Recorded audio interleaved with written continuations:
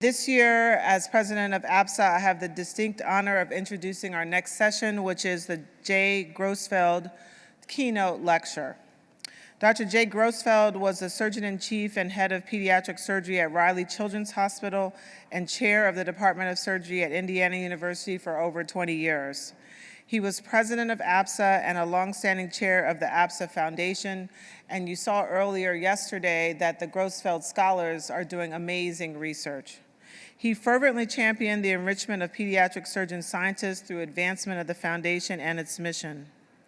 In recognition of the passion for education and unwavering dedication to the field in pediatric surgery, we have chosen to combine the keynote address and the J. and Margie Grosfeld Endowed Lectureship for 2026.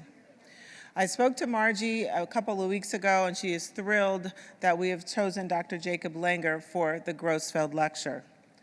Dr. Langer was educated and trained at the University of Toronto and the Hospital for Sick Children in Toronto. He was my chief as a fellow, as you heard earlier. He did his research fellowships at UC San Francisco and McMaster's University, and then practiced as a pediatric surgeon in the McMaster's Children's Hospital from 1989 to 1992, and then went to the St. Louis Children's Hospital from 1992 to 1999. He returned to Toronto in 1999 to become professor of surgery, chief of general and thoracic surgery, and the inaugural holder of the Robert M. Filler Chair in Pediatric Surgery at the Hospital for Sick Children at the University of Toronto. He held that position until 2012. Throughout his career, Dr. Langer has received multiple awards, including Innovative Scientist of the Year from the St. Louis Academy of Science, the James IV Traveling Fellowship, and the DeWetler, I'm sorry, I don't think I pronounced that correctly, Fellowship from the Royal College of Physicians and Surgeons of Canada. He has written over 360 papers and manuscripts in peer-reviewed journals and over 95 book chapters.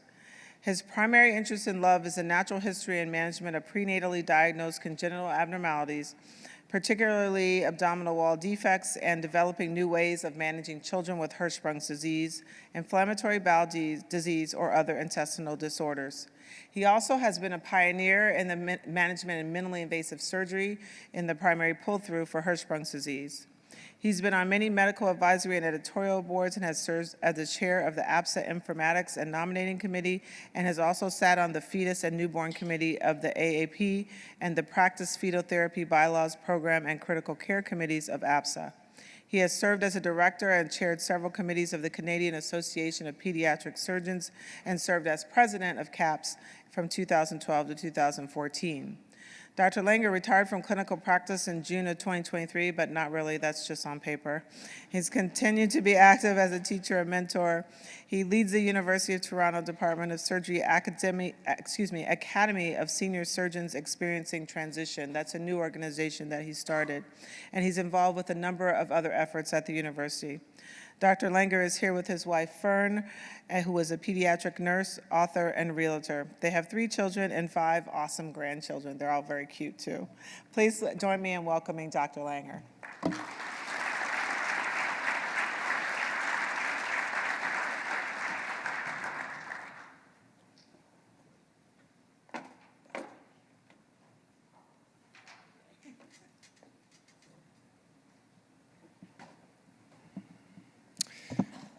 Thank you, President Hayes-Dixon, at least for a little while longer. It's really an honor for me to be here, being the Grosfeld lecturer. I was thinking back to my first time at the APSA meeting, which I think was in 1982. I was a junior general surgery resident, and I had a paper on nesidioblastosis, which doesn't exist anymore. Now it's called the congenital hypoglycemia. And the international lecturer that year at APSA was a man named Franco Soave, who stood up and asked me a question after my paper. So I now think that was a harbinger of things to come. And I was very honored as a medical student to actually meet him. I have one disclosure. I'm on a scientific clinical advisory board for Neuronati Therapeutics. And I want to say a word about Dr. Grosfeld, who was a mentor for me. I never worked with him, I never trained with him, but he was a giant in pediatric surgery, maybe the most giant of giants. He was the editor of our journal. He was president of this organization and the foundation, as Andrea has already told you. He was larger than life, and he was so kind. He looked at every resident, every junior pediatric surgeon as an individual person, and he looked you in the eye and paid attention to what you said. And for me, that was tremendously meaningful when I was early in my career. So I wanted to I was asked to talk about Hirschsprung disease, but I wanted to frame it according to Isaac Newton, who said, "If I've seen further, it's by standing on the shoulders of giants." Very few people make progress or innovate in a vacuum. They almost always are building on the people who came before them. And I want to frame this next 45 minutes by talking about the history of Hirschsprung disease in terms of the people who made those contributions over many years. And I hope that it rings for you. Chapter 1. Hirschsprung disease was probably described first by the ancient Indian Sushruta Samhita, the Ayurvedic medicine. And we're talking about 1200 to 600 BCE, the time when the Bible was written, when our Bible was written. There was a disease that was described called Badagudodaram, I probably mispronounced that, which was a functional colonic obstruction that they described. And they described a procedure that sounds a lot like a colostomy. So this was probably the first description. There were a number of descriptions over the Middle Ages and from 1691, 1800, there were several others. But it wasn't until 1888 that Harold Hirschsprung, who was a Danish pediatrician, described 2 cases of a functional colonic obstruction in great detail. And he didn't know what caused it. There's no comments about how to treat it, because both of these were children who died. But this is from his paper, "I shall abstain from any theoretical deductions, but upon consideration, one notices that the difficulty in defecation is present at the beginning of life. It appears unquestionable that the condition is caused in utero, either as a developmental anomaly or as a disease process." So he kind of knew what was going on here, but he had no way to investigate or get any further along that line.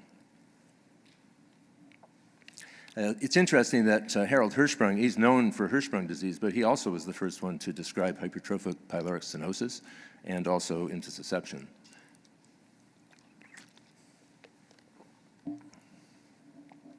So after Hirschsprung, between 1890 and 1945, if you look deep in the literature, there are many case series of congenital megacolon, which is what it was termed until it became known as Hirschsprung disease.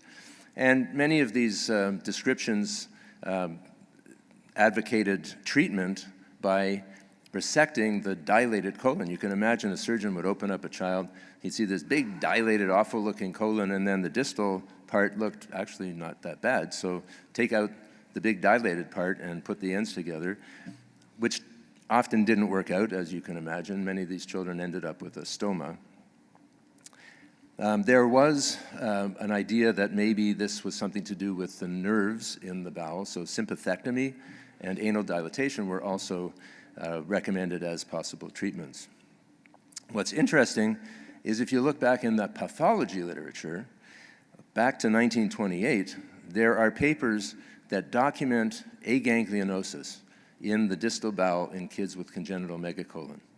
But obviously, the surgeons weren't reading the pathology literature, and we didn't have the internet where you could just Google it and get all the papers from all the different literature. So it's an example of silos where people were not communicating, and the information was available, but was never implemented.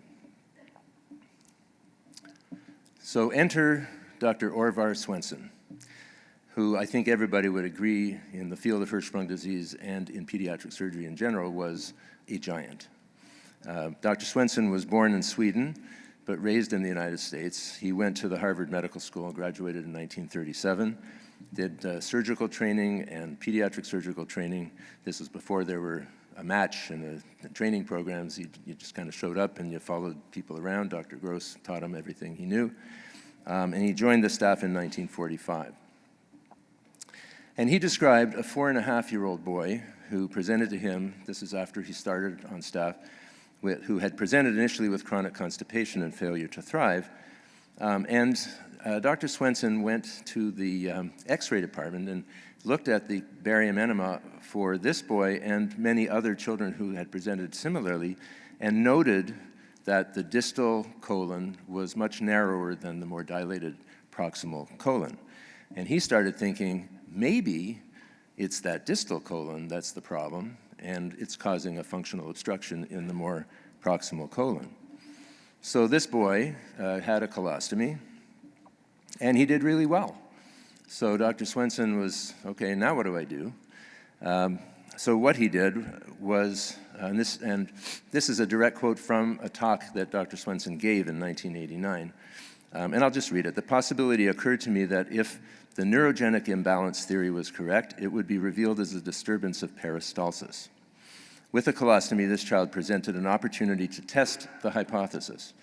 Borrowing a recording manometer from Dr. Sidney Farber, a recording balloon was inserted into the proximal limb of the child's colostomy, and much to my dismay, regular forceful contractions were recorded. This is now the stoma, which is normally innervated.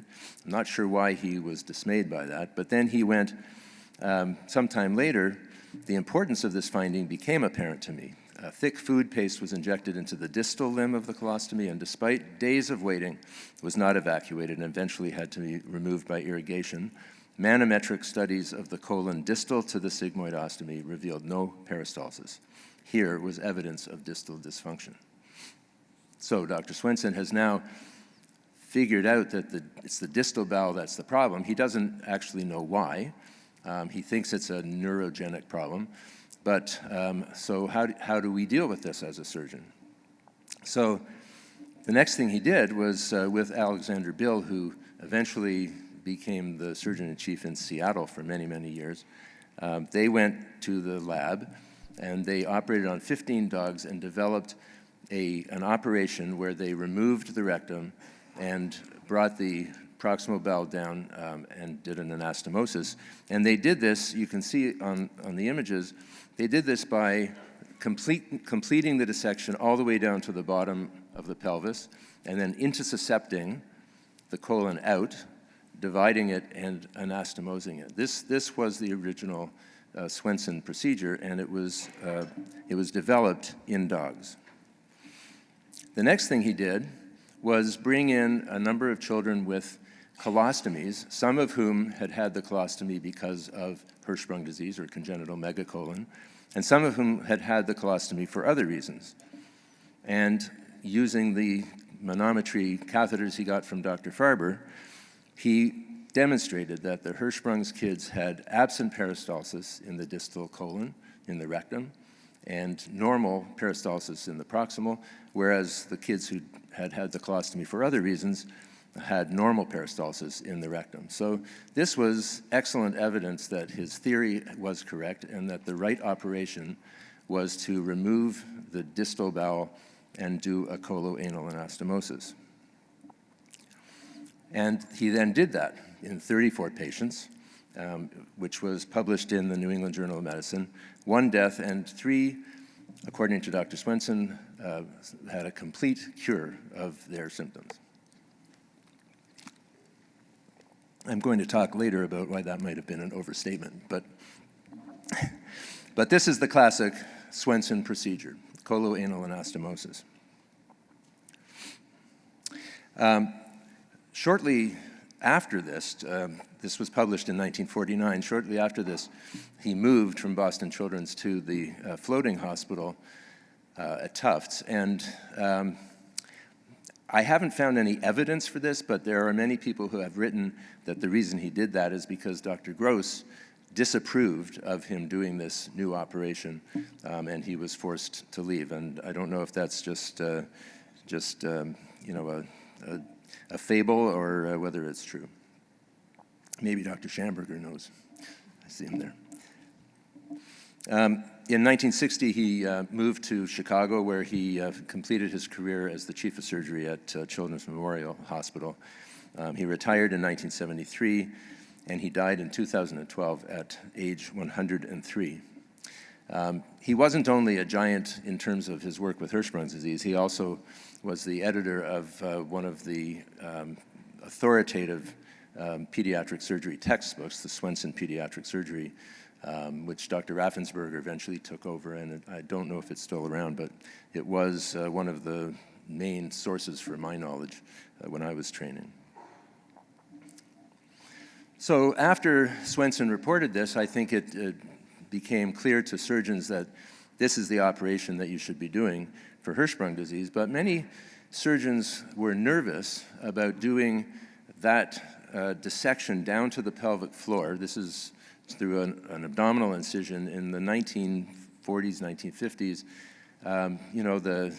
The lighting wasn't as good, the tools weren't as good, and people were worried about damaging pelvic nerves, bleeding deep in the pelvis. And so there were several attempts to modify the operation to try and prevent those kinds of problems. The first that was internationally recognized was Dr. Duhamel, Bernard Duhamel from Paris, who took advantage of the avascular plane behind the rectum and did the Duhamel operation, where the normal bowel is brought down behind and attached to a small segment of aganglionic rectum.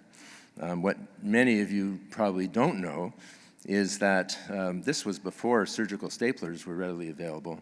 So he would bring the bowel down and put 2 Coker clamps in there in like a V shape and leave them hanging out for about a week, and then take them down once everything had sealed in. The use of surgical staplers revolutionized the Duhamel operation, so it's now much easier and you don't have to have cokers hanging out of your bottom for a week. The next thing that became internationally used was Franco Soave, who I mentioned before, from Italy. And his solution to the problem of deep dissection in the pelvis was to just do a mucosectomy of the rectum and bring the ganglionated bowel through that cuff of aganglionic muscle and do an anastomosis right at the anus. And this became known as the endorectal pull-through.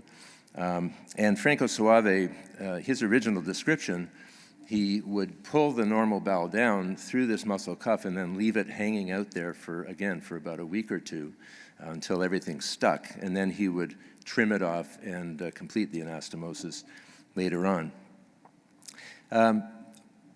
This gentleman, Scott Bowley, from New York, he was the first one to describe the endorectal pull-through in one stage without leaving the bowel hanging out by doing an anastomosis at that first operation. And for many years, it became known as the Soave-Bowley operation. This picture, I happened to be fly fishing with my father on the Miramichi River in New Brunswick.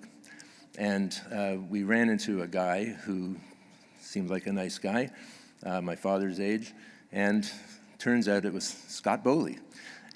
So I got a picture. We spent probably 5 minutes talking about Hirschsprung disease, and the rest of the time we talked about salmon.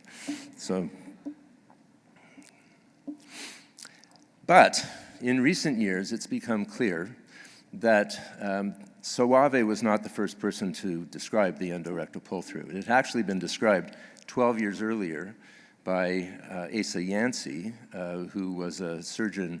Eventually, most of his career was in Atlanta, Georgia.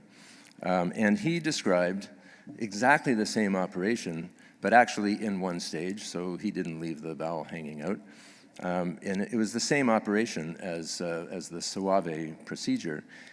But because he was black, he wasn't allowed to publish in mainstream journals, and there was a separate journal that the black surgeons published in, which didn't reach that many people and certainly didn't become internationally known. And it's only recently that we've realized that Dr. Yancey made this contribution. And we're really encouraging people to call this operation now the Yancey Soave operation to honor this contribution.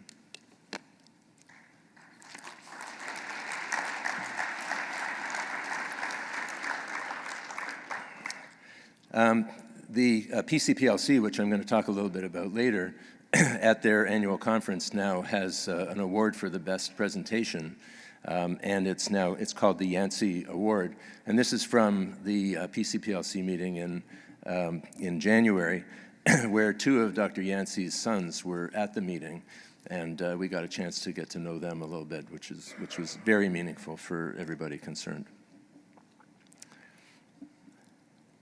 I would be remiss not to mention this woman, Helen Noblet, who was the first female pediatric surgeon in Australia. And her contribution has had a huge impact on the way we manage Hirschsprung disease. She's the one that described the suction rectal biopsy, which changed the biopsy that we do to diagnose Hirschsprung disease from a relatively morbid operation where you could perforate, you could get bleeding. It was like a deep biopsy with a scissors. The suction biopsy has made that an incredibly safe, low-risk procedure, and she was the one that described that. So I want to take a few minutes in terms of surgical approaches to talk about total colonic Hirschsprung disease, because it is more complicated, and the standard operation, especially in the older days, when we didn't have as good an understanding of fluid and electrolytes, just doing a straight Swenson or one of the other operations could be very morbid for these children. So there were several people who came up with solutions to that problem. The first was Lester Martin. The older people here will know everything I'm talking about. The younger people probably have never heard of these operations. The Martin operation was a modification of the Duhamel, and the goal was to keep a lot of that aganglionic colon in place to absorb water, and the small bowel, which had ganglion cells, would provide the peristalsis. And so what he did was an extended Duhamel with leaving the left colon in place. And he did many, many of these, and this became a very popular operation. Ken Kimura, who was in Iowa City, he recognized that most water absorption in the colon actually occurs in the right colon, not so much in the left colon. So he designed an operation that used the right colon as a colon patch to absorb water. But because of the blood supply issues, you couldn't do that in one stage. So he did a side-to-side anastomosis between the small bowel and the right colon and brought that out as an ostomy, allowed the small bowel to pick up blood supply from that colon, and then at a second stage, he would divide the blood supply to the right colon and bring that small bowel with the colon patch down to the bottom. So those were the Martin operation and the Kimura operation. And for many years, pediatric surgeons were doing these operations because it seemed like they had fewer stools, less chance of dehydration and fluid and electrolyte loss with these operations. The problem was that aganglionic colon over time, over years, got more and more dilated, and these kids ended up with chronic enterocolitis, bacterial overgrowth, and many of them required removal later on of that colon patch that had been put in there. And I want to mention two giants. One is Brad Warner, who was a surgeon at Cincinnati that worked extensively with Dr. Martin, and he's the one who eventually actually had to take down many of these Martin operations and educated the rest of us about this problem. And he, as most of you know, died a few years ago, tragically because he was so young, and I think we all miss him, and I wanted to make sure that he's included in the list of giants. The other person I wanted to include in the list of giants is Jessie Turnberg, who many of you may not have heard of. Jessie was the chief of surgery at St. Louis Children's Hospital. She did all of her training at Washington University in an era where men were simply not invited to train in that program. And she told the story of how she applied. She grew up and went to school in Texas, and she applied for the training. In those days, there was no pictures, so she felt that they assumed that she was a man. Jesse's a good Texan name, so Jessie Turnberg ended up showing up for her residency, and there was no change room for her at Washington University, at Barnes Hospital, because there was no change room for women surgeons because there were no women surgeons. So she ended up having to change in the nurses' change room, and she had many, many stories, and she is an icon, one of the first female pediatric surgeons in this country. And she was brilliant. When I moved to St. Louis, she became a real mentor for me. I learned such a huge amount from her, but she was quietly intelligent, extremely good technical surgeon, cared deeply about her patients. And one of the things that made me want to deal with Hirschsprung's disease was this baby who had been born at another hospital in St. Louis, been found to have extensive intestinal aganglionosis, only had 20 or 30 centimeters of normally innervated jejunum. And the family was told that this baby's going to die. There's nothing that can be done.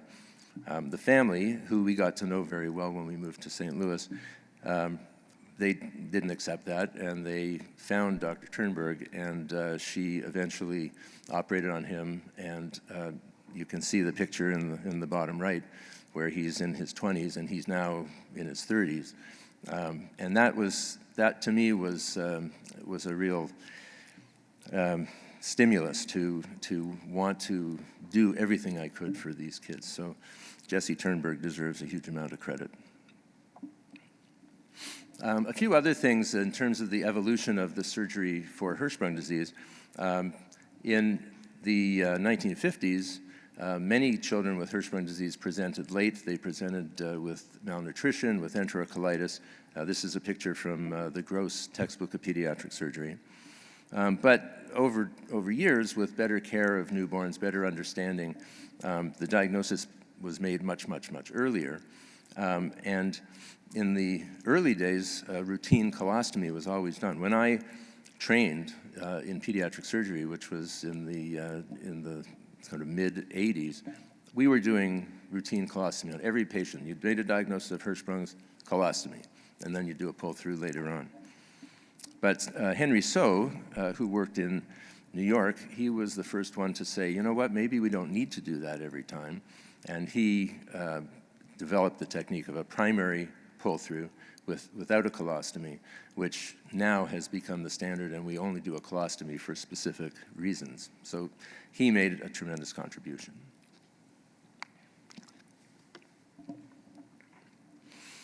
And then in the 1990s, we had the development of and popularization of minimal access surgery, laparoscopic surgery, thoracic surgery. These are two medical journals that popularized this early on, the New York Times or Time Magazine and the Wall Street Journal. But it took the world by storm, and again, there are many of you here that weren't around for that, but it really, really revolutionized the way surgery was done. First in adults, and then a few years later, pediatric surgeons picked it up. And one of the giants in pediatric minimal access surgery was Keith Jorgensen, who was also a president of this organization. And he described a laparoscopic pull-through for children with Hirschsprung disease. And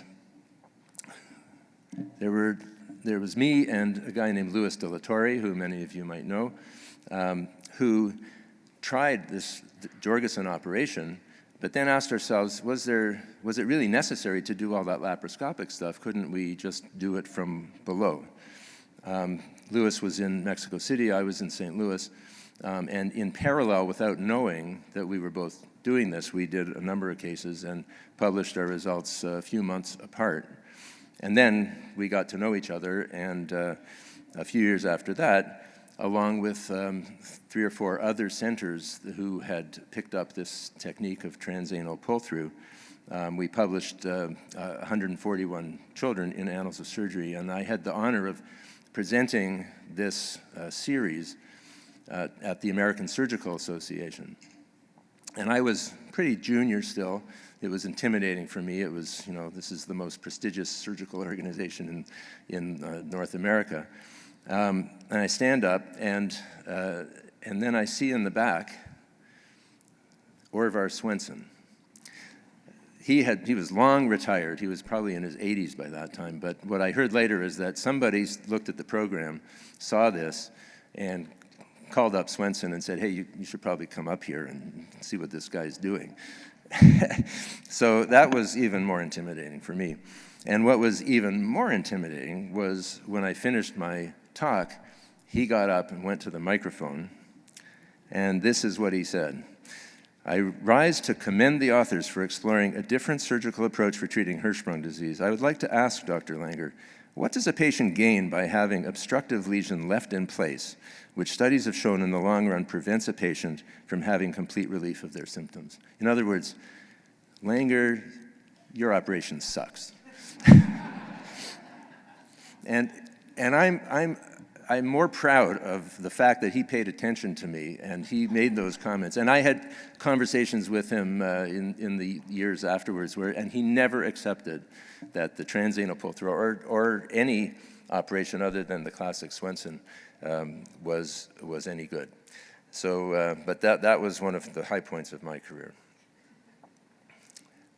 Now, there are many ongoing controversies and improvements that have been made sequentially, and I won't go into all of them. We talked this morning about timing of pull-through, what incisions how should you do the preliminary biopsies or any mobilization. Most people nowadays in this crowd are using laparoscopy, but it's important to remember that most children in the world live in areas where they don't have access to laparoscopy. So the umbilical incision provides the same access. You can do the biopsy, you can do some mobilization through a small umbilical incision. And that I continued to do it that way through my career until I retired because I wanted people to learn how to do that, and I wanted people to know that that was a good way to do it if you don't have laparoscopy. There's been lots of discussion, should the patient be in the prone position or should the patient be supine for the transanal dissection? Most recently, some surgeons are now doing a complete laparoscopic dissection all the way down to the pelvic floor and then intussuscepting the colon out. And if you were listening to me maybe 15 minutes ago, that was the exact operation that Orvar Swenson did in the dogs and then he did in people. So it's almost like a full circle now, coming back to the original Swenson operation, but using laparoscopy, which gives you so much better visualization. So when I was training, I was taught with Hirschsprung disease, if you do a good operation, you don't have complications, these kids are going to be great, just like Dr. Swenson said in his original paper. They're going to be great. But we know that that's not true now because we follow them beyond the second postoperative visit, which is what we used to see them a couple times. Okay, all healed up, off you go.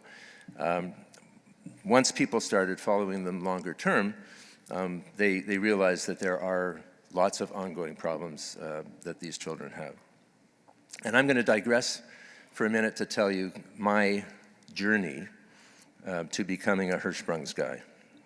So in 1987, when I finished my training, my fellowship, I went to San Francisco to work with Mike Harrison and in his lab, and I focused on gastroschisis in a fetal lamb model and learning about what were the reasons why they had poor motility, and I was going to be a fetal guy. I went back to Canada, and I was all set to do to set up a fetal program. I started it in Hamilton at McMaster University. Hamilton's about an hour from Toronto. And I joined a group of researchers who were interested in intestinal motility because I wanted to continue working with the gastroschisis question.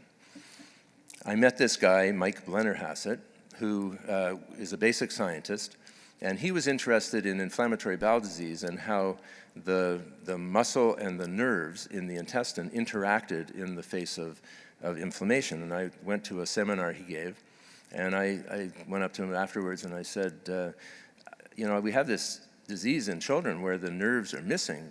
Maybe this is something we can do. Like, why are the nerves not there in kids with Hirschsprung's disease? And he had a model where he grew smooth muscle cells and then grew neurons on top of those smooth muscle cells to look at those interactions. So we did a little flyer experiment where I gave him muscle from kids with Hirschsprung's, the normal bowel and the aganglionic bowel, and he grew the muscle and then tried to grow nerve cells on top of it and found the nerve cells didn't grow as well in the Petri dishes where the muscle was from the aganglionic bowel. So that was really interesting.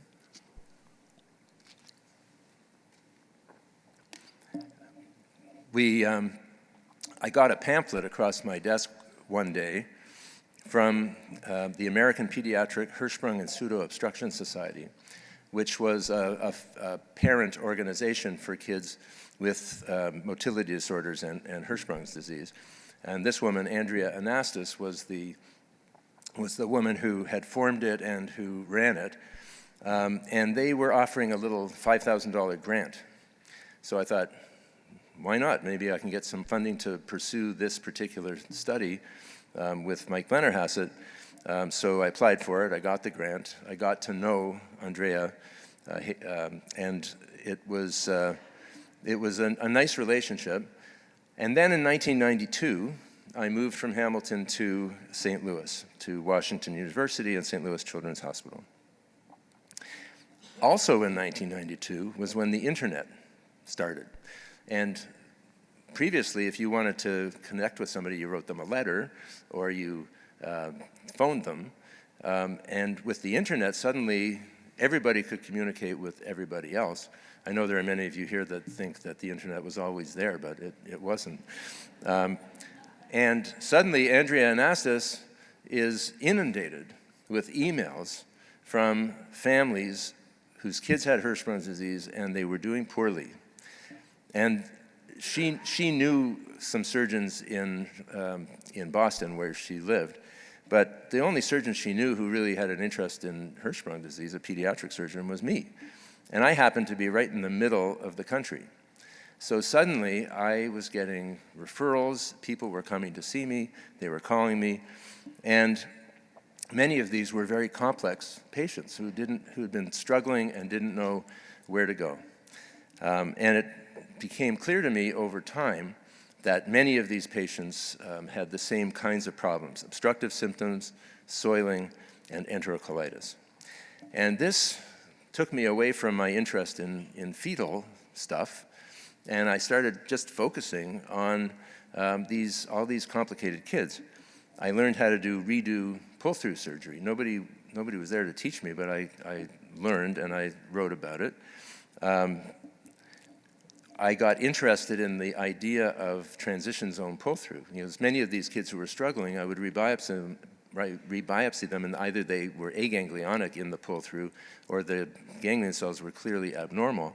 So I collaborated with our pediatric pathologist, Fran White, and we actually mapped out the transition zone and found, as many of you now recognize, that it's not symmetrical. It's not the same all the way around the circumference, and there are leading edges, so you can do your intraoperative biopsy, find ganglion cells, pull through that piece, but 80% of that circumference may be aganglionic. Now that's something we know, but at that time we didn't, and this was all fertile questions for me to work on. The other thing was that it became clear that many of these kids had they all had non-relaxing anal sphincters. We know this. They don't have a rectoanal inhibitory reflex. So we started thinking, well, how can we deal with that? And the operation that many surgeons did at that time was a myectomy. They would do a sphincterotomy, or they would take out a strip of the internal sphincter. And many of those kids got better.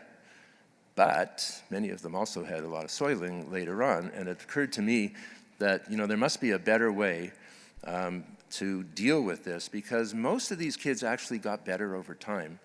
And this was around the time that Botox started being used for esophageal achalasia. And also it was being used in the anal sphincter for people with fissures in adults.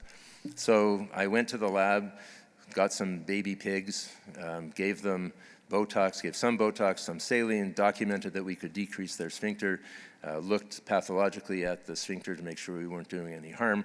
And then I started doing Botox injections in some children with Hirschsprung who were not doing well, and in fact, at least half or 60% of them actually got a lot better, and it was a temporary solution for what was a temporary problem. Now we talk about Botox like it's always been there, but this was something that was that many people told me that you're crazy. What are you putting Botox into, toxin into their anal sphincters? I also want to talk a little bit about enterocolitis, because enterocolitis is the most common cause of death among children with Hirschsprung disease, and it's a terrible problem.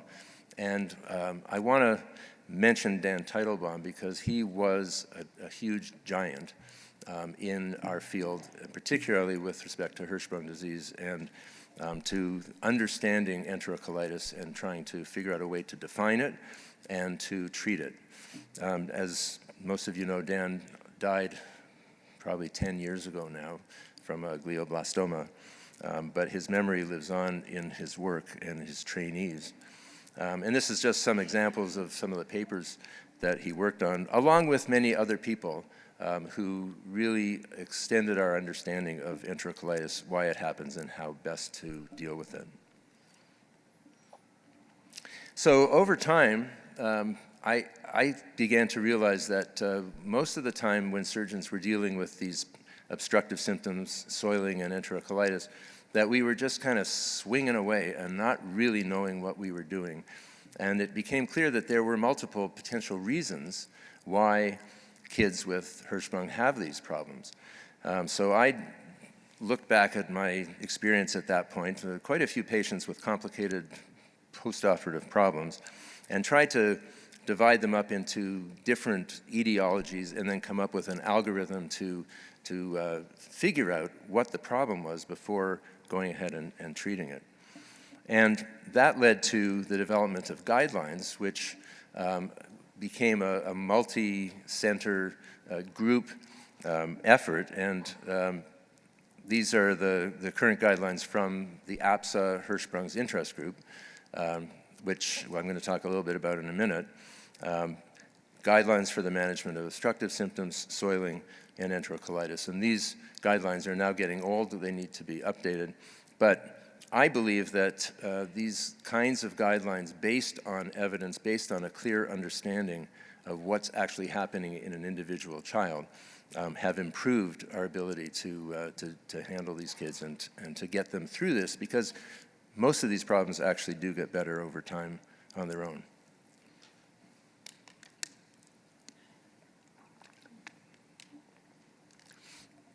Andrea this morning titled her talk after a Beatles song from 1967. Well, coincidentally, this chapter is named after another song from 1967 by Jesse Colin Young and the Youngbloods called Everybody Get Together. There may be a few people in here who remember that song. It was a very popular song at the time. But this chapter is about how we've now developed to a point where we are working together more than we're working in silos and in individual institutions. I mentioned the APSA Hirschsprung's interest group. This is an organic group of interested individuals. There's no hierarchy, there's no it's not a committee. You don't have to vote. You don't have to you don't have to apply to be in it. Anyone can belong. What we've done over the last probably 7 or 8 years is to develop guidelines, to do some multi-center studies, and engage in ongoing discussion about how we can better manage kids with Hirschsprung disease. We met this morning at 6:15. This was the agenda. We start by getting reports from the HDRC that I'm going to talk about in a couple of minutes, which is the genetic, the organization that collects genetic information about Hirschsprung kids, the PCPLC, which I already talked about, or didn't talk about, but I'm going to, and REACH, which is the current parent organization that I'm also going to talk about. And then there's ongoing projects. We discuss potential new projects. It's an excellent group, and anybody can be a member, so I really encourage people to come next year or to contact me or Alan Goldstein if you want to kind of get on the mailing list now. REACH is Research, Education, and Advocacy for Children with Hirschsprung. It's a parent organization run by Eric Schnadig and Isabel Schnadig, who are in Boston. They have a wonderful website. There's lots of resources for patients, and they give out a grant for research. They give out a traveling fellowship. They are doing a lot of stuff that I think is extremely useful. So hopefully everybody will give that website to their patients with Hirschsprung disease. And this has really helped us as pediatric surgeons to understand what the issues are that the families are going through. You know, we do research studies and we ask questions that pertain to how we're going to treat patients better and lower our complications, but sometimes we don't actually understand what it is that the patients need, that the families need. So this organization has helped to create that dialogue. Now, the pull-through network also has a number of Hirschsprung's families in it. It tends to be more focused on anorectal malformations, but they also can be a very useful resource for families. There has been an increasing use of multi-center research collaboratives. I think it's kind of started with the Children's Oncology Group many, many years ago. I'm proud of CAPSNet, that is also a Canadian-wide consortium of all the neonatal surgery centers. And then this morning, you know, there was, I don't think there were very many papers that were single institution. They were all consortiums. You got your East Coast one, your West Coast one, your Midwest one, Southern one. But the one I wanted to focus on is the Pediatric Colorectal and Pelvic Learning Consortium, the PCPLC, which is focused on children with colorectal problems. It was first established at a meeting in Paris, hosted by Professor Sarnecki, who I don't know if she's still here, but our international guest.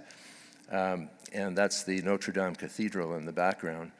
And it's now grown into a very robust research consortium, 24 centers, many, many papers. There's a standardization of prospective data collection.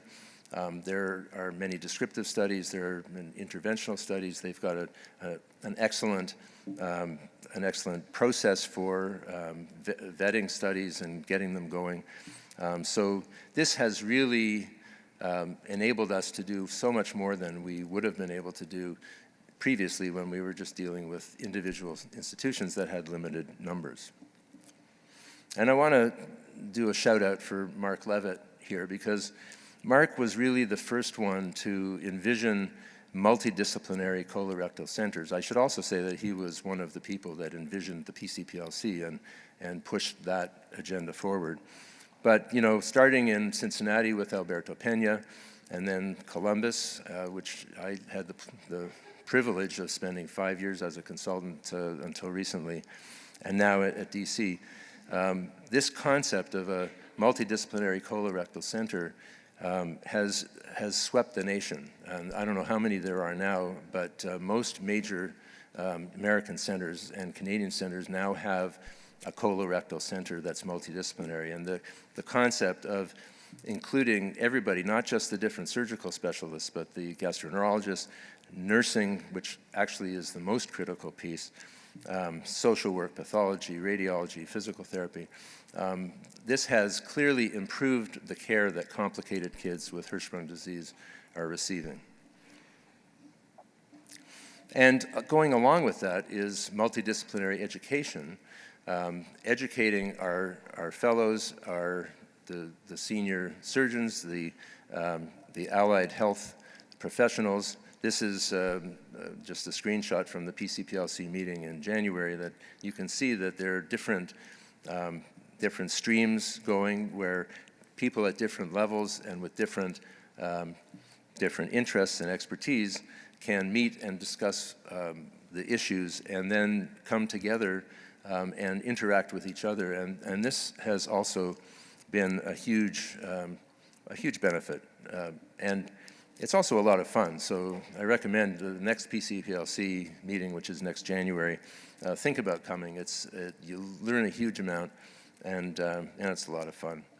And it's also has been important for us to go outside of North America to countries that are less developed to also teach them how to manage these kids within the resources that they have. And Mark and many other people have done this extremely effectively, and there's room for so much more of that in the future.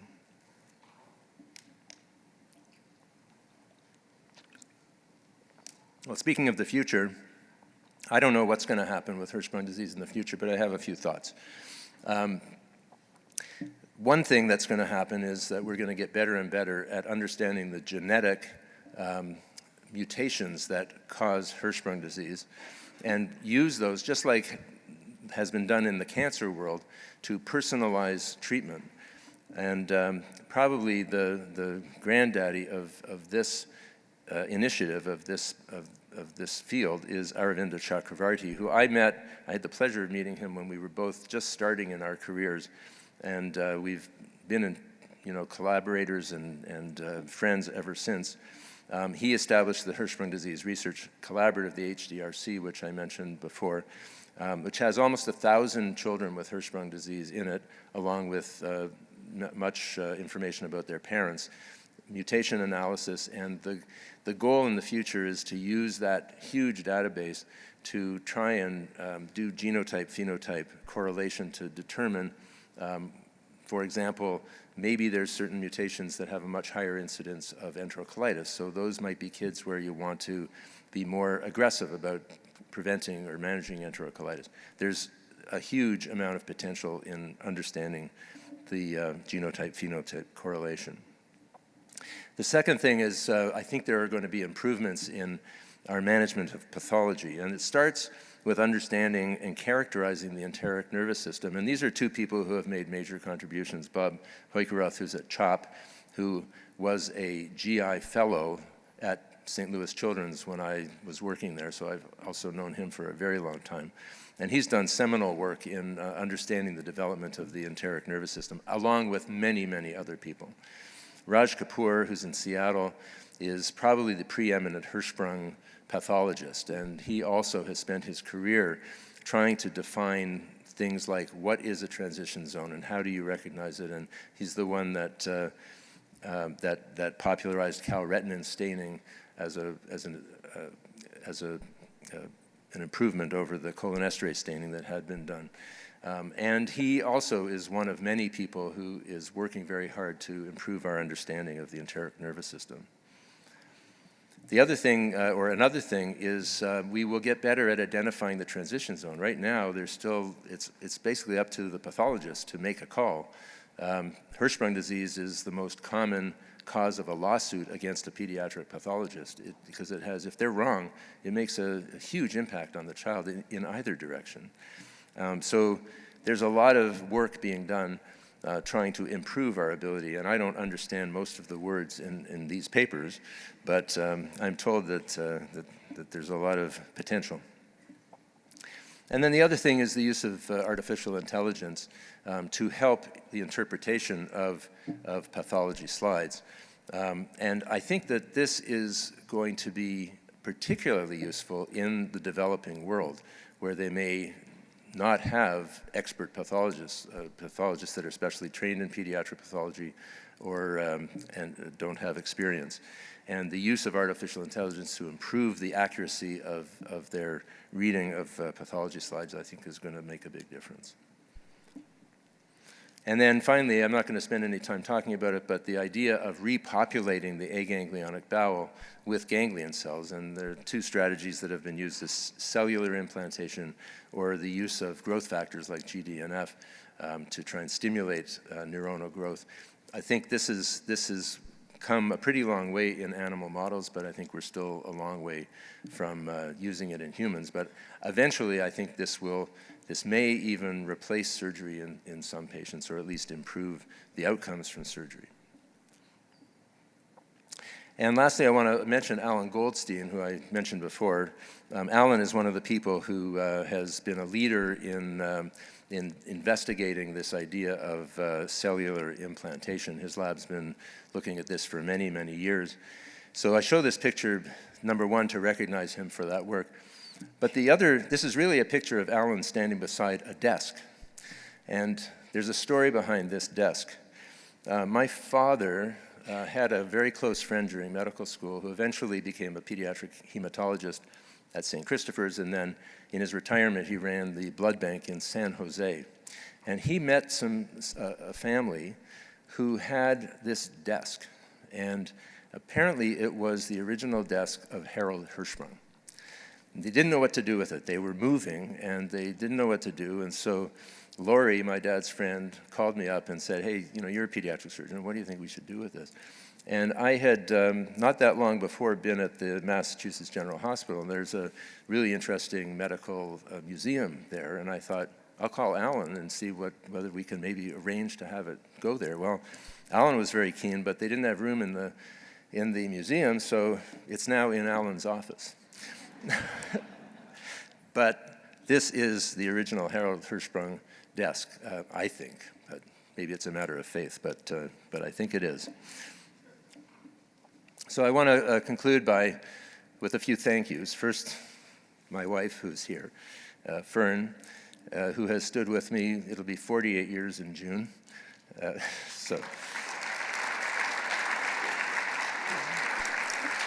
And there's just no way I could have done any of this stuff without her. My three kids, our 3 kids, and our 5 grandchildren, who, as Dr. Hayes-Dixon pointed out, are very cute. I think you'll agree.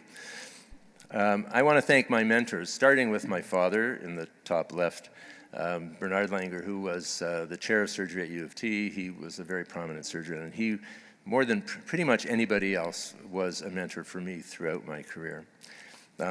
Jay Grosfeld, obviously, was a big mentor. David Tapper, who died too young also. I never worked with him. I never trained under him, but he was another person who took young surgeons under his wing and encouraged us and mentored us, and so I'm very grateful to him. And Arnie Koran, I also was very close to, and he helped me a great deal. On the bottom left is Mike Harrison, who is one of the giantest of giants in pediatric surgery. And I still, every time Fern and I are in San Francisco, we take him and Gretchen out for dinner, and he's just an amazing guy and was a wonderful mentor for me. And Gord Cameron, who was the surgeon I replaced at McMaster University so many years ago. He was incredibly encouraging to me, and his words still sit with me. And there are so many others that mentored me. I want to thank all the people that I've worked with over the years in Hamilton, in St. Louis, and in Toronto. And lastly, I want to thank, and I'm incredibly grateful to all of the people that I've had the privilege of teaching, of mentoring, whether they're students, residents, fellows, surgeons. I have had, I don't know how many hundreds of people I've interacted with that way. And I want to finish with this quote from the Talmud. I have learned much from my teachers, more from my colleagues, yet from my students I have learned more than them all. These are the giants of the future, and I'm going to be on the sidelines cheering, and I can't wait to see what happens. Thank you.